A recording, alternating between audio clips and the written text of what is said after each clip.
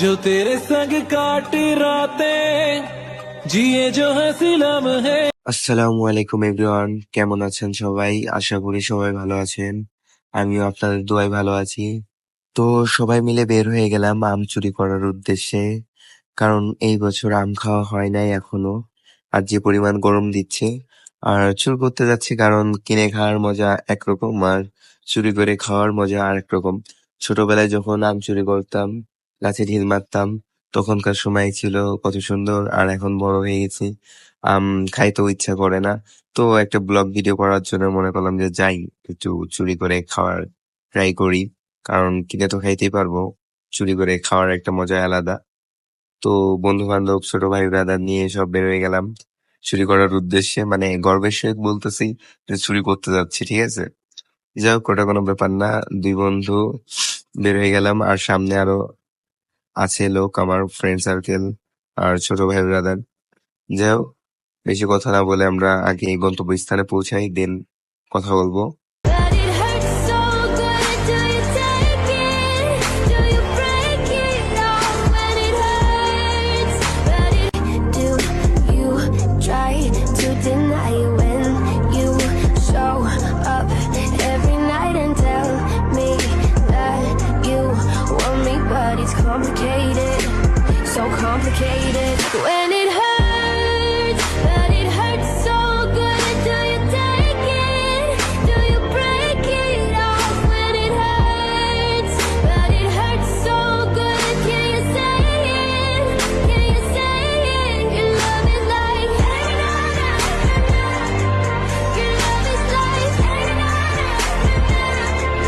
it hurts so good. Your love is like it hurts so good. Every time that I swear it's over, try to deny it when you show up.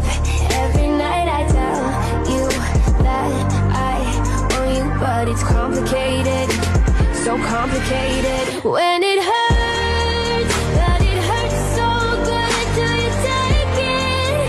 Do you break it off when it hurts? But it hurts so good. রাস্তাতে যাওয়ার সময় আমরা আতা গাছ একটা দেখতে পাই, আর আতা গাছের উপরে তাকিয়ে দেখে যে ওটা পেকে রয়েছে। তো অনেকগুলাই রয়েছে, বাট ওর ভিতর পাকা আমাদের ধারণা ছিল দুইটা। তো আমি আগে যেই লাঠি দিয়ে ওটা পাড়ার চেষ্টা করতেছি, বাট ওরা বলতেছে লাঠি মারিস না, আমি মেরে দিছি। এখন মালিকরে খুঁজতেছে যে মালিক কোথায়। আর মালিকরে তো ডাকতে হবে, আম চুরি করতে আসি আতা পাড়তেছি আমরা। হ্যাঁ, কি একটা বিষয়। যাই হোক, তা মালিকরে বলতেছে, ভাই আসসালামু আলাইকুম, কেউ কি আছেন? শুনতেছে না। যাই হোক, ওটা গেল। তা আমরা ট্রাই করতেছি যে কিভাবে ওইটা পারা যায়। হ্যাঁ, তো আমি তো গাছে উঠতে পারি না। গাছে উঠতে পারলে আমি কখনই ট্রাই করতাম। যদিও বারবার ট্রাই করার চেষ্টা করতেছি আমি গাছে ওঠার, যে পারি কিনা। না, আমার দ্বারা সম্ভব না। কারণ আমি পারি না গাছে উঠতে। আর ২-৩ টা দাঁড়া রইছে, ওরা পারে। গাছে উঠতে সাহস পাচ্ছে না। তা আমি আমার টাকলা ছোট ভাইকে বললাম যে, "ওঠো, আমরা দাঁড়িয়ে রয়েছি, ওঠো।" আরে উঠে পড়ো।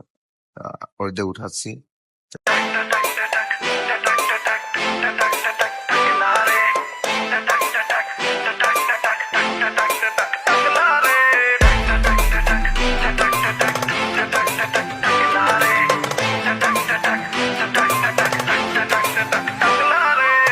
তা ওর দ্বারা সম্ভব না। ও উঠে দাঁড়িয়ে রয়েছে গাছে। আর তখনই আশপাশে তাকিয়ে দেখি যে বাড়িওয়ালার ছেলে আসতেছে। তো আমরা মনে করলাম যে বাড়িওয়ালার ছেলে। তো না, বাড়িওয়ালার ছেলে না। শুনে দেখলাম যে বাড়ির পাশের ছেলে। তো ওর কাছে শুনলাম, ভাই আমরা একটা আতা পারবো? তো বললো যে হ্যাঁ পারেন, এ তো রাস্তায় সবাই খায়। তো এই কথা শুনে আমার ছোট ভাই বড় ভাই একজন ছিল, টুকুস করে, মানে প্রিয় বড় ভাই, সে টুকুস করে উঠে গেছে উপরে গাছে। কারণ এতক্ষণ সাহস পাচ্ছিল না, কার গাছ যদি ধরে মারে, বাইন্ধে রাখে। তো সে বলতেছিল যে আমার গা ব্যথা, আমি উঠতে পারবো না, হ্যান ত্যান। টুকুস করে সে উঠে গেছে সবার লাস্টে যায়। যাই হোক, আমার কণ্ঠটা আসতেছে না ভালোভাবে, ঠান্ডা লাগছে তো, কাশি লাগছে, ভালোভাবে ভয়েস দিতে পারতেছি না। আর সে না উঠলে হয়তো আতা পারা হতো না। সে উঠার পরেই ২ টা আতা ছিঁড়ে দিয়েছে নিচে আমাদের কাছে। তো ক্যাচ ধরতেছে আমার বন্ধু, আমাকে ধরতে দিল না। আর সে টুকুস করে নিচে চলে আসলো, আর টাকলা ভাই তো আমার নামতে নামতে দিন কাটায় দিচ্ছে, কারণ ও অনেক উপরে চলে গেছিল, কোনো আতা পাততে পারে নাই, বাট উপরে।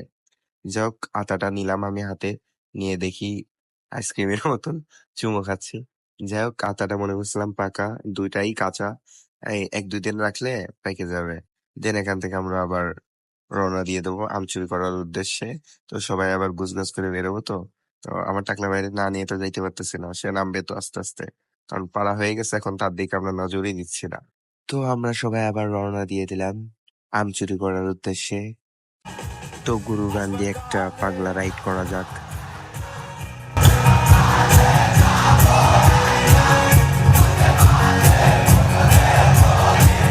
চক্ষু মেলা কি দেখলা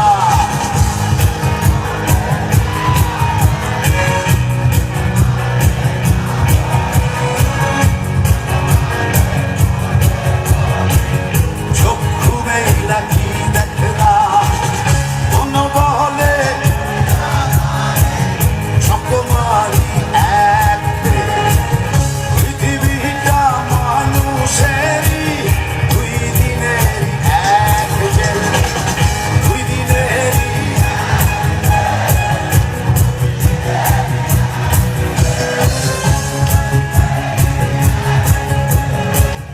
দুই দিনেরই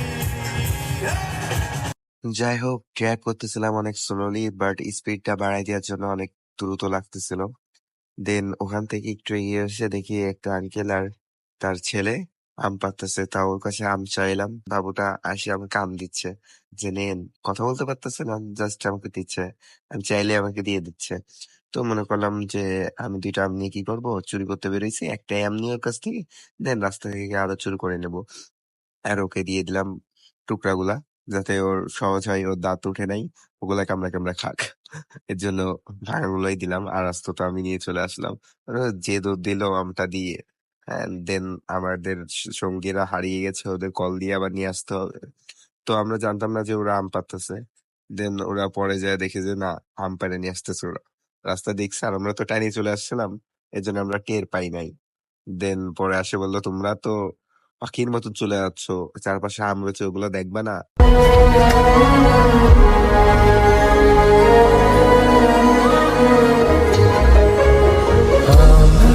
मैंने सुनी है परियों की कहानी, वैसा ही नूर तेरा चेहरा है तेरा रूहानी। তো রাস্তার পাশে দেখতে পাই বড় আম গাছ। তো ওখান থেকে আম পাড়তে গেলে দেখি একটা কাকা আমাদের ঝাড়ি দিচ্ছে। তো আমি একটু এগিয়ে যেয়ে তার দিক তাকালাম, তাকে আমি একটা বক্তব্য দিয়ে দিলাম, আপনারাই শোনেন কি বলি। আমের ফলন বলে ভালো আসেনি কাকা, এর জন্যই চেক করার জন্য পৌরসভাতে পাঠাইছে আমাকে। আমরা থেমে থাকিনি, বাড়ির উঠান, বাড়ির পাশে থেকে আমরা আম চুরি করে যাচ্ছি, কারণ আমাদের ব্যাগ ভর্তি করা লাগবে। প্রায় ভর্তির পথে তারপরে টাকলা আরেকটা নিল আম, যাকে আমার ছোট ভাই হয়। দেন আমরা একটা জায়গায় দাঁড়ালাম, বাজারে আসে শরবত খাবো, কারণ যে পরিমাণে গরম দিচ্ছে, আম চুরি করতে এসে টাকা নষ্ট শরবতে। যাই হোক, এটা আমার স্পন্সর করেছিল আমার বড় ভাই, তাকে আবার দেখাবো টাকা দেওয়ার সময়। আর আমাদের মাগুরা এই শরবত 10 টাকা করে বিক্রি করে, জাস্ট লেবু দেয় আর একটু বিট লবণ দিয়ে গুলাই মেরে দেয়। আর গ্রাম অঞ্চলে যা দেখি যে 10 টাকার ভিতরে 3 রকমের ফ্লেভার দিচ্ছে তারা।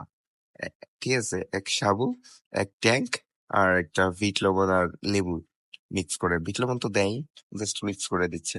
যাই হোক, শরবতটা খেলাম, গরমের ভিতরে খুবই শান্তি লাগলো। আর খাওয়ার পরে কারোর অনুভূতি আর ট্রাই করিনি বুঝার, কারণ নিজে খাই, দেন পরের কথা পরে। ঠিক আছে, ক্যামেরাম্যানকেও দিলাম যে খাও, না দিয়ে আমি ওর দেখাচ্ছি যে কিরকম স্বাদ। যাই হোক, আমার সেই বড় ভাই এখন বিল দেওয়া হয়ে গেছে, টাকাটা দেখাইলাম না যে কত টাকা দিছে, অনেক টাকার মালিক সে, এর জন্য টাকা দেখালাম না, টাকা দেওয়া হয়ে গেছে আগেই। আর আম দেখাচ্ছি, এখনো অনেক আম নেওয়া বাকি, যতটুকু পারছি। আর আমার 2 ছোট ভাই বড় ভাই চলে গেছে ব্যাগ কিনতে, কারণ গ্রাম অঞ্চলে অনেক আম, প্রচুর আম পাড়তে হবে। তো আমরা আর একটা প্লেসে চলে আসছি, এটা মেবি স্কুলের পাশে, নামটা দেখি না ভালোভাবে, যে লোকেশনটা আপনাদের বলবো। আমরা রয়েছি মগি ইউনিয়নের ভিতরে, আর স্কুলের আশেপাশে কোনো লোকজন নেই। নেমে গেছি সর্বপ্রথমে আমি, আর ইট তো খুঁজে পাচ্ছি না, ছোট ছোট আমের গুটি দিয়েই পাড়া শুরু করে দিলাম। যাক, আপনারা ভয়েস শোনেন যে আমরা কি করি, ঠিক আছে?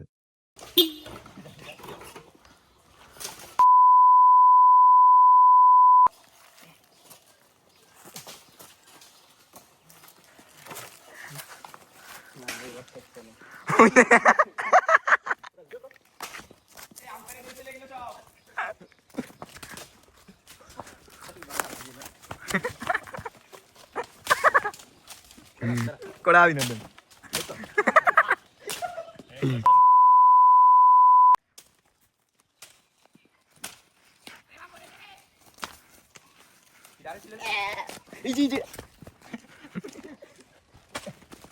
ওই দেয়া বাড়ি হয়ে যাচ্ছে। আমার মাইতে আমার মাইতে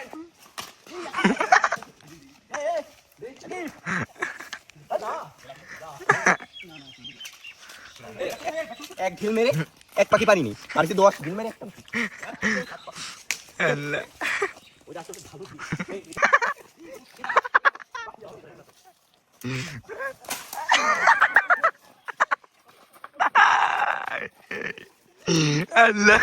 যাই হোক, আমার ক্যামেরাম্যান ছিল ছেলে, ওর হাসি শুনে মনে হবে মেয়ে। আর আমরা স্কুলের পিছনের রাস্তা যা অবস্থা করছি, মানে ভিডিওটা যদি টাইনে না দিতাম অনেক লং হয়ে যেত, আর অনেক স্পিড করে দিয়েছে এর জন্য। দেন এখান থেকে বেরোয় আমরা রাস্তা দিয়ে যাওয়ার সময় দেখি অ্যাক্সিডেন্ট হওয়া একটা রাস্তা, যে এমন অবস্থায় রয়েছে যে অটো আর ওভার স্পিডে মোটরসাইকেল আসলে অবশ্যই অ্যাক্সিডেন্টটা হবে। তা আমি ওখানে একটু ভাষণ টাষণ দিচ্ছি গ্রামের ভিতরে, যে হ্যাঁ, গ্রামের মানুষজন দেখে না, চোখে পড়ে না এসব। তা হঠাৎ করে দেখি পিছনের দিক তাকিয়ে যে একটা বড় ভাই এসে দাঁড়ায় গেছে। তা আবার মনে করলাম ভাই গ্রামের ভিতর রয়েছি, যদি বান্ধে বান্ধে রাখে। তা আবার বেশি কথা না বলে চুপচাপ সরে আসলাম ওখান থেকে ঠিকঠাক করে। কারণ যদি গ্রামের ভিতর আটকে রাখে ভাই, মগি ইউনিয়নের ভিতর রয়েছে, মাগুরা থেকে ভালোই দূরে, বলা যায় না। আর গ্রামের পাওয়ার তো অন্যরকম, কাজে মাঝে হয়। আর মাগুরা তো আর টাউন এলাকায় তো জাস্ট কি বলবো আর। আর আমার টাকলা ভাইয়ের সাথে শুধু সবাই মজা নিচ্ছে, আর কিছু বললাম না ওর বিষয়। আর এক ভাই চাকু নিয়েছে আম কাটার জন্য, সে বাঁশ কেটে ফেলতেছে, বলে যে থাক আর কাটতে পারলাম না, কারণ তার ছুরিতে আর ধার নাই। দেন আবার বেরিয়ে গেলাম। ছোট ভাইটা বারবার আবদার করতেছিল যে বাইক রাইড করবে, তো হাইওয়ে রোড, ছোট ভাই আবদার করতেছিল, দিতে চাচ্ছিলাম না, বাট ও ভালো রাইড করে। আর আমার সেই টাকলা ভাই যে ক্যাপটা পরে রাখছে, কিছুক্ষণ পরে একটু দূরে গেলেই সে ক্যাপটা মুখে নিতে যায়, আর আমি পিছন থেকে টান দিলে ক্যাপটা হাইওয়েতে পড়ে যায়। হ্যালো গাইস, আমি বলতেছি দেখেন কোথায় চলে আসলাম, ধান বাগানে। তো পিছন থেকে আমার টাকলা ভাই বলে যে টাক বাগান, টাক বাগান। যখন নিজে তা নিজেই পচাচ্ছে, দেন ওকে থেকে দূরে আসতেছিলাম, কারণ আমার সামনে চাকওয়ালা ভাই সামনে চলে গেছে। আমরা যে সেচ পাম্পে গেছিলাম ওখানে মেশিনটা অফ করা রয়েছে, তো মাঠের ভিতরে ঢুকে গেলাম, কি করব, পানি নাই। অবশেষে যাই পাইছি এটাই আলহামদুলিল্লাহ, কারণ এত মাঠের ভিতরে পানি পাওয়া অসম্ভব ব্যাপার। আর এখানে আমরা এখন আমটাম ছুলবো, কারণ আমি তো আমটাম ছুলতে পারি না, ওরা ছুলবে, কাটবে, আর আমি ধুয়ে ধুয়ে খাবো। আর যে পরিমাণে সাউন্ড আসতেছিল, আমি যে ভয়েসটা ছাড়তে পারতেছি না, সেলো মেশিনের আওয়াজ প্রচুর পরিমাণ। ওখানে আমি বিরক্ত হয়ে যাচ্ছিলাম ওর সাউন্ড দেখে। দেন মাঠের মালিক আসলো, ওনাকে বললাম সেলো মেশিনটা অফ করে দিতে। আপাতত যতটুকু পানি প্রয়োজন আমরা ততটুকু ইউজ করি।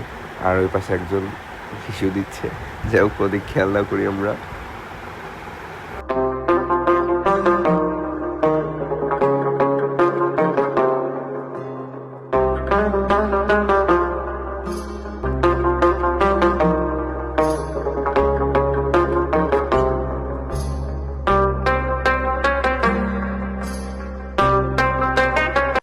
কাটার মাঝখানে আম খাওয়ার মজাই আলাদা। যে কাটাকাটি করতেছিল তাকে পাঠিয়ে দিয়েছে ধুইতে, আর আমরা তিনজন মিলে একটা আম কাঁচা মিঠা ওটা ভাগাভাগি করে খাচ্ছি, বিট লবণ আর চিনি দিয়ে। মানে যদিও কাঁচা মিঠা, তারপরে বিট লবণ দিয়ে আর চিনি দিয়ে খাচ্ছি, কারণ বাসায় এসে ভাত খাওয়া লাগবে এটা ভেবে। আর ওরা তো হাবাইতে, আমি হাবাইতে না, আগে হাবাইতেছিলাম, ভাতের মতো খাইতাম, আর এখন এটা নর্মালি খাই, ঠিক আছে। দেন একটা শুট নিচ্ছে, দেন একটু পাটপুট নিয়ে আমটা ধুতে গেলাম, ধুয়ে মুখে দিলাম। খাওয়ার একটু ট্রাই করতেছি, মানুষের দেখানো লাগবে না যে তোমরাও আসো এরকম চুরি করো। আমরা তো ধরা খাইনি, তোমরা খাবা, কারণ আমরা তো ব্লগ করতে গেছিলাম। ধরা খেলেও বলতাম কাকা আপনি তো ক্যামেরায় চলে আসলেন, ঠিক আছে? এরকম করে আমরা কাটায় নিয়ে চলে আসতাম। তোমরা আবার যাইয়া না, তোমরা তোরা খাবা। দেন আমি দেখাচ্ছি যে চুরি করে কিভাবে সবাই মিলে একসাথে বসে খাইতে হয়। আর নিজেকে একটু ভালোই লাগতেছে, হ্যান্ডসাম হ্যান্ডসাম লাগতেছে। যদি কোনো মেয়ে থাকে আমাকে কমেন্টে বলেন, ঠিক আছে? কন্ট্যাক্ট করবো আমি। আর দেন পুরাতন একটা খেলা আমরা খেলতেছি, কই কই কার কই। ও বললো তানভীরের কই, মাইরে দিলাম তানভীরের কাছে, ঠিক আছে? প্রথমে আমি শুনতে পাচ্ছিল না, দেন মারলাম। কারণ এটা অনেক রকম ভাবে খেলে, আর আমি শুধু শুনতেছি আর মারতেছি, শুনতেছি আর মারতেছি। কারণ আমার হাতে ৩-৪টা ছিল কই, ঠিক আছে? আগে ছোটবেলায় আম পারলেই এরকম কুই নিয়ে মারামারি করতাম আমরা। আর এখন বড় হয়ে গেছি, আম খাইতেই মন চায় না। তো সবাই মিলে চুরি করে নিয়ে আসলাম, এর জন্য একটু আবেগ কাজ করতেছে।